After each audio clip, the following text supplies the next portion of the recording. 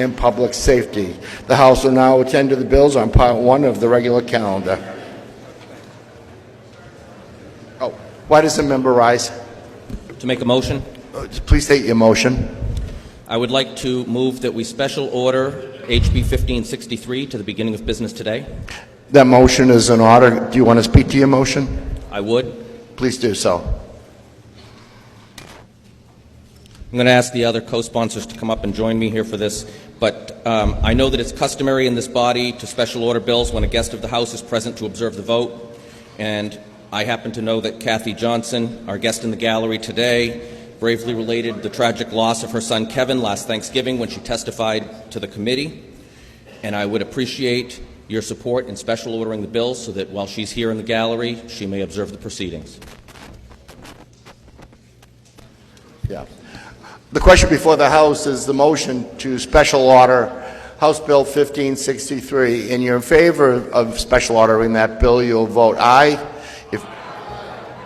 Let me say this again. The question before the House is the motion by the member from Nottingham to special order House Bill 1563. All those in favor say aye. Aye. Opposed, nay. The ayes have it, and the bill is special order. We'll take up House Bill 1563. It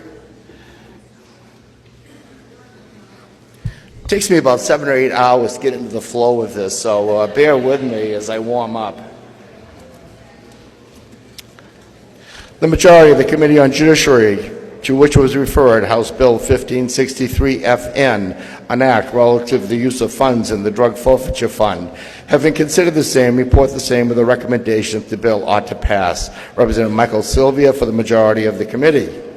The minority of the Committee on Judiciary, having considered the same and being unable to agree with the majority, report with the following resolution. Resolved that it is inexpedient to legislate. Representative Timothy Horrigan for the minority of the committee. The chair recognizes a member from Durham, Representative Horrigan, who wishes to speak against the recommendation. Thank you very much, Mr. Speaker. It is fashionable to say the war on drugs has been a failure, but that is not true. Even the opioid crisis, which, as we all know all too well, is truly a crisis. Substance misuse in general is less prevalent than it has been in the past, and it's also less socially acceptable than it was in the past. And it's also fashionable to say we can't incarcerate our way out of the drug crisis, and that's true too. But we can't rely on treatment programs alone to solve the drug crisis. And actually, unfortunately, our correctional system is actually one of the places where a lot of drug treatment is provided. But anyway, we need prevention, and prevention includes catching and prosecuting drug dealers, both the street-level dealers and their suppliers. And who catches those dealers are law enforcement officers.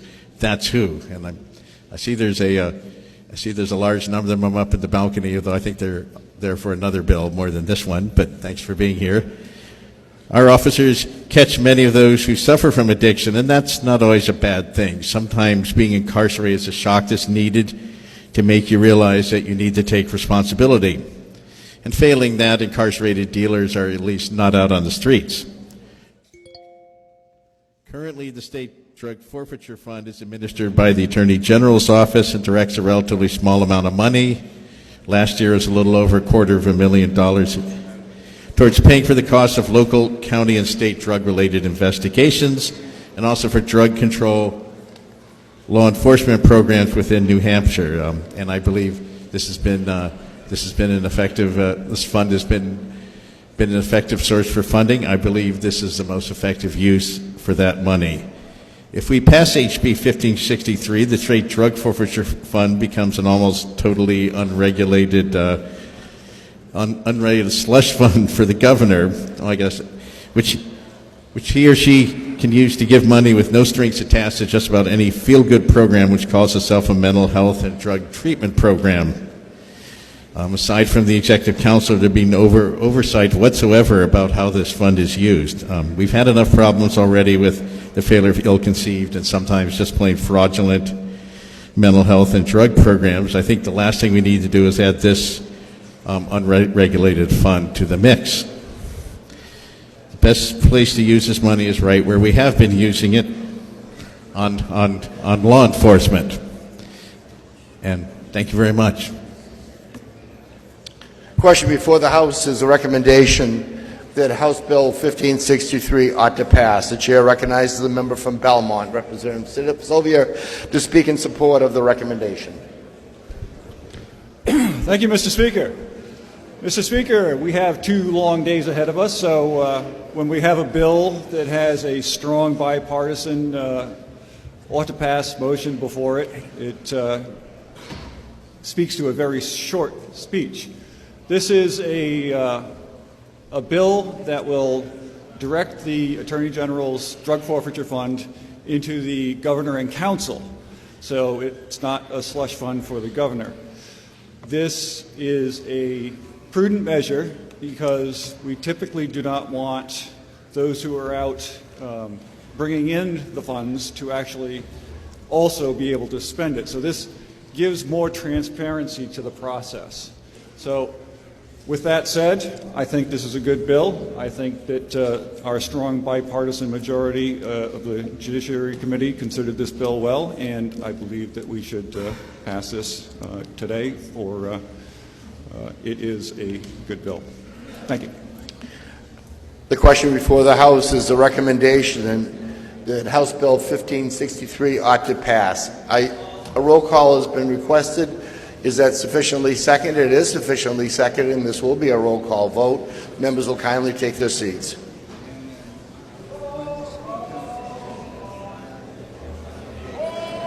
Yeah, I get you.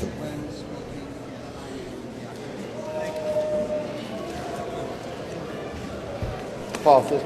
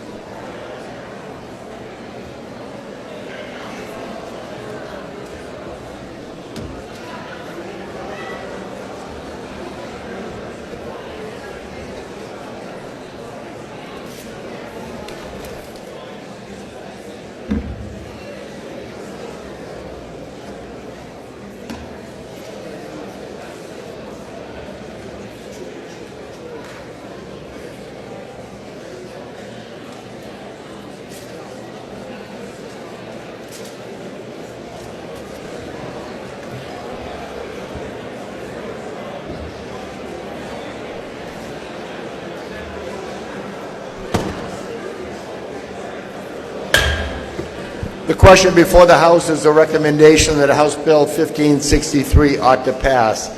Chair recognizes Representative Horrigan for a parliamentary inquiry.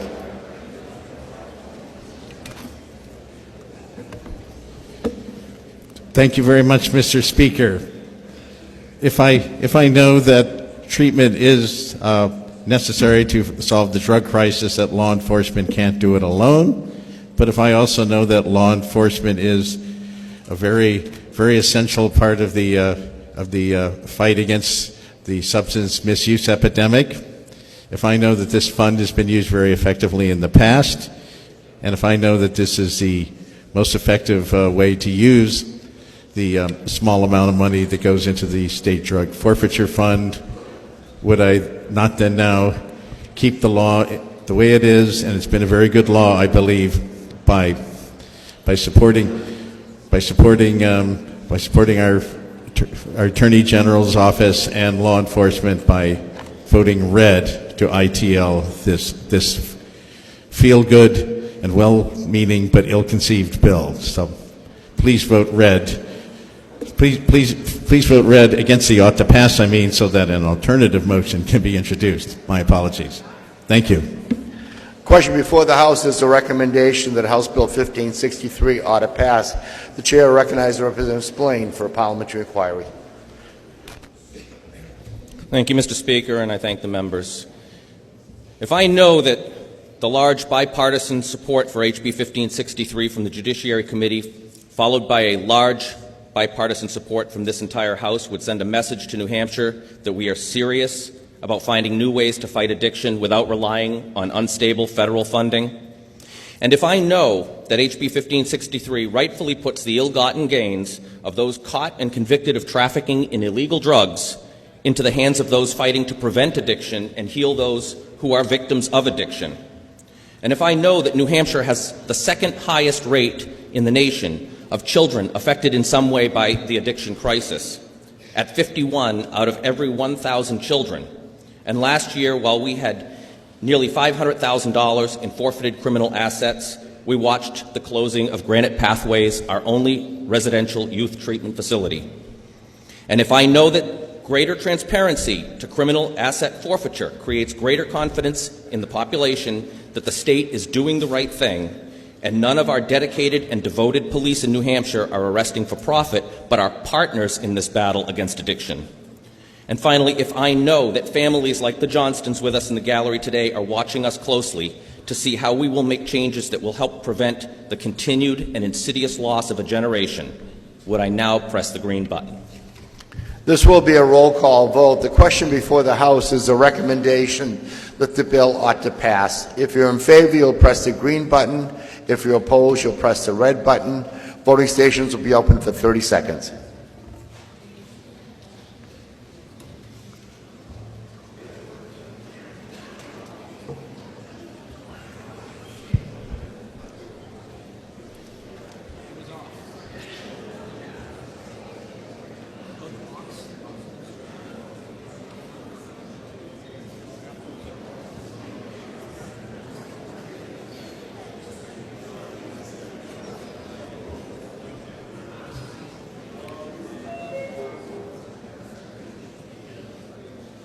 Representative Peralta,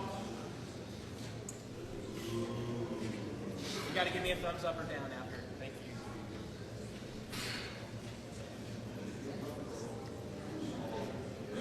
you. Representative Desley.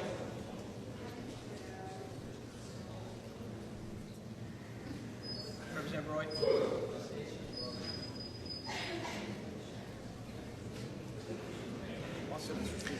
Have all members present had an opportunity to vote? The House will be attentive to the state of the vote. With 329 members voting yea and 21 nay, the motion carries. I just want to say, Mrs. Johnson, to you and your family that thank you for being with us this morning. You and your family are in our thoughts and our prayers, and God bless you all.